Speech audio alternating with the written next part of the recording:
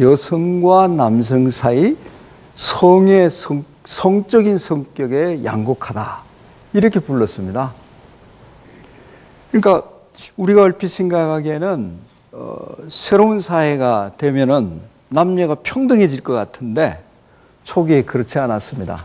그래서 남성 부르주아들은 여성들이 커피하우스에 오는 것을 막았던 것입니다.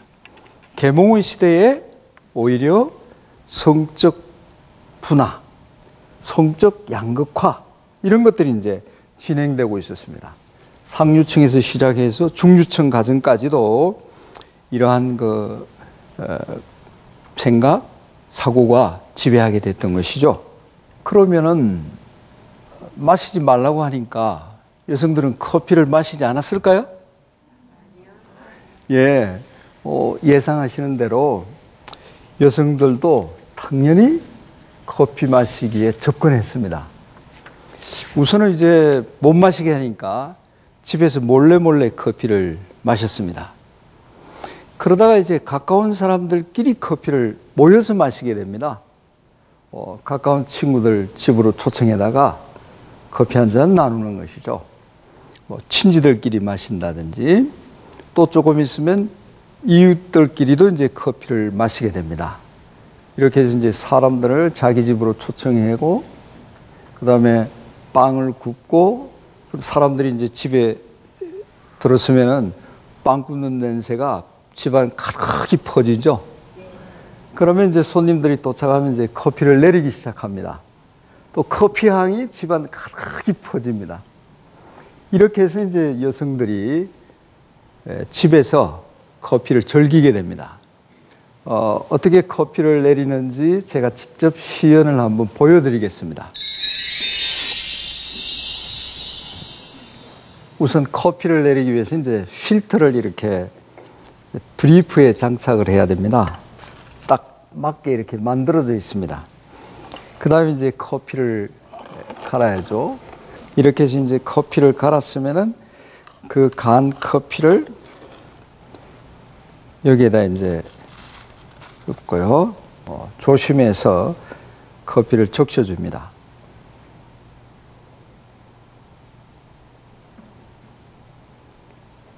커피가 어느 정도 이제 밑으로 떨어졌어요. 그러면은 한두 방울 떨어지더라도 처음에 부은 물은 거의 내려왔으니까 그 다음에 이제 다시 커피를 추출하면 됩니다.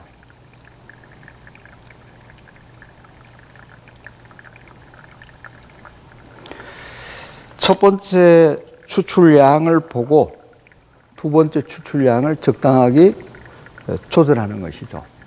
이렇게 해서 이제 커피를 내려주면 됩니다. 자, 이렇게 이제 여성들이 모여서 집에서 이제 커피를 마셨습니다. 친구들 사이, 친지들 사이, 혹은 이웃들 사이에 여성들이 만든 이 커피 사교 클럽, 이걸 이제 독일에서는 카페 크렌첸이라고 했습니다. 카페 크렌첸. 근데 여기에서 여성들이 만나면은 무슨 얘기를 하겠습니까? 집안 얘기를 하죠. 아이들 얘기도 하고, 또 자기 남편들 흉도 좀 받겠죠.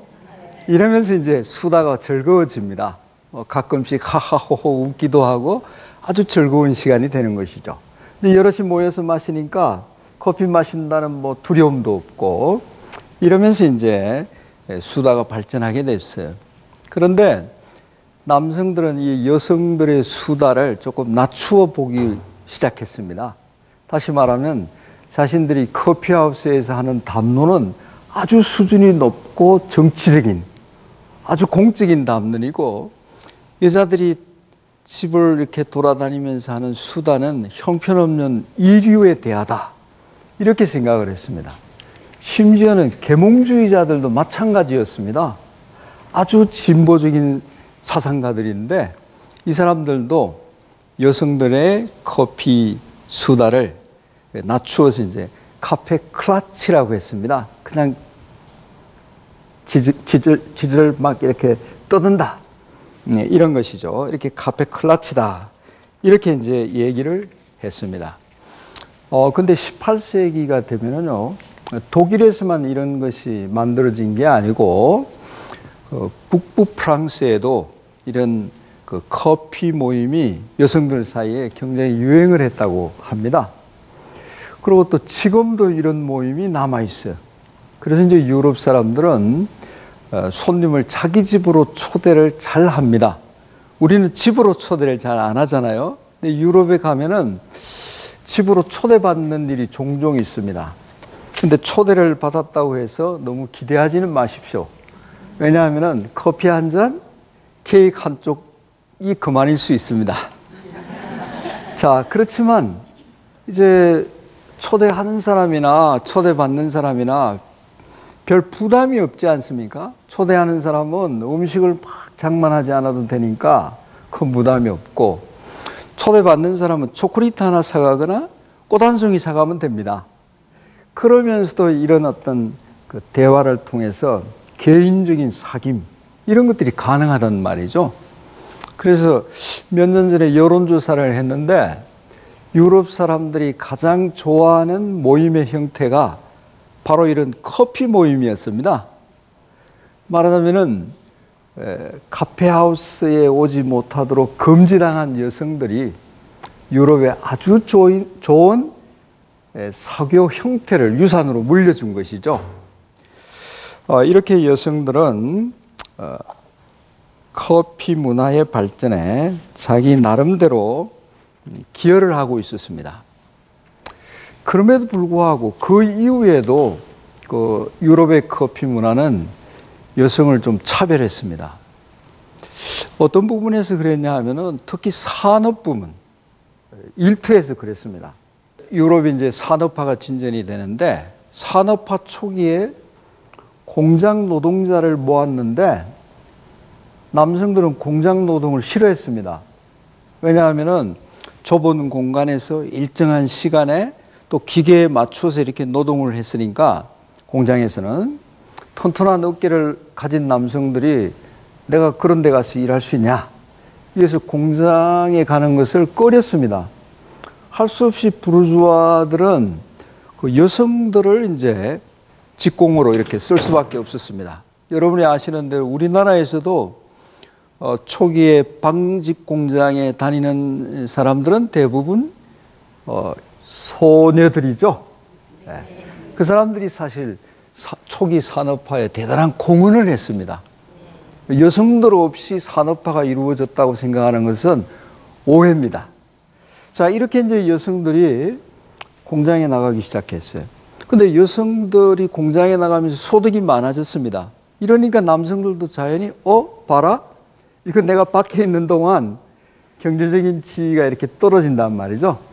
그래서 이제 공장에 들어가기 시작합니다. 이래서 남성이든 여성이든 이제 공장의 직공으로서 일하게 되는데, 그러니까 그 공장의 주인, 산업 자본가들이죠.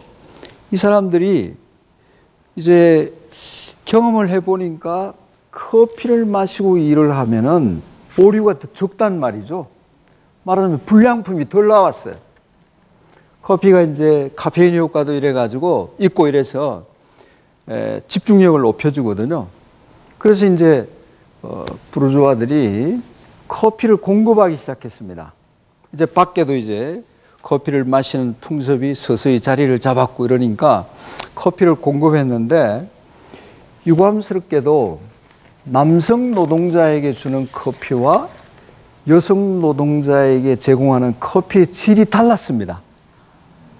그러니까 남성들한테는 좀 진하고 꽤 괜찮은 커피를 줬는데 여성 노동자들한테는 물을 많이 타가지고 묽은 커피를 주거나 커피 아닌 대용품을 여성 노동자들한테 공급을 했습니다. 또 남성 노동자 자신들도요, 우리가 이렇게 여자들하고 똑같은 커피를 마실 수 있냐, 커피에다가 술을 타자, 이래가지고 커피에 또 술을 타서 마셨습니다. 그 커피에 술을 탄 커피를 이제 카페 코레토라고 하는데, 이렇게 이제 자신들과 여성들을 구별하려고 했습니다. 자, 이렇게 차별을 했으니까 여성들이 언제부터 그러면 카페하우스에 드나들게 됐냐 궁금하시죠? 네. 예. 커피 문화의 여성 차별은 특히 커피와